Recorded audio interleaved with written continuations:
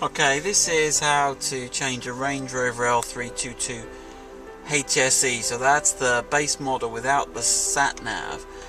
So that's just got the head unit with the radio and the CD in.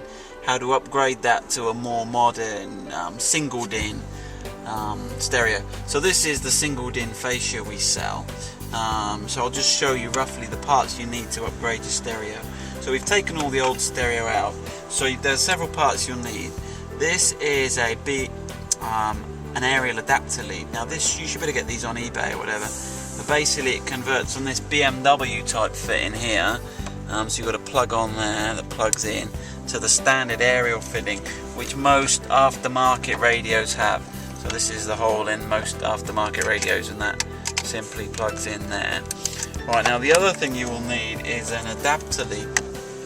So this is the main unit that plugs into the back of the original Range Rover unit, and it's the same format as most BMW ones.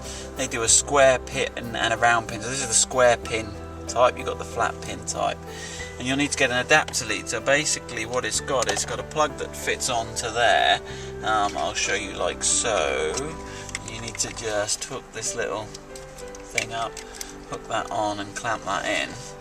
Okay, now this one, if you get the expensive ones, they've got the CAN bus controller, which controls the volume controls and the channel up and down controls on the stereo.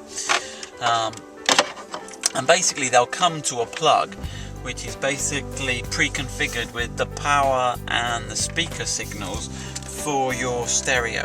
So what you'll need to do is look for a BMW adapter for your stereo, be it a Sony or a JVC or whatever, and then that will be matched the connections on the back of your stereo like so. Okay, so when you've got those, so that's the two items you'll need. You'll need the adapter lead, the aerial lead.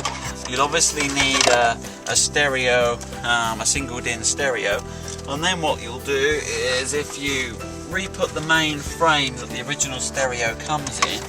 Okay, now I won't connect it up just for speed on the video here. So also you have to bring the cables back through into there. Then what you'll, obviously then you've got your stereo. In fact, it's probably better to fit this DIN panel on the front. So this DIN panel has some clips, and you may have to fasten it on there, but that sits there. Okay, and then obviously you've got your stereo going in, and obviously you can use any one that you can get the adapter lead for, and that then fits perfectly in there, drops into the back of the cage, stops at the right point. This stereo here, I'm not sure I've got this the right way up. Yeah, so that just goes on there, and then when you put the dash top back on, I'll just show you how to do this. And then when you put the dash top back on, that should slot back into place. You've just converted it to a modern stereo. So you can get some with tip out screens, but that's a relatively cheap way of upgrading your stereo to a modern stereo CD player.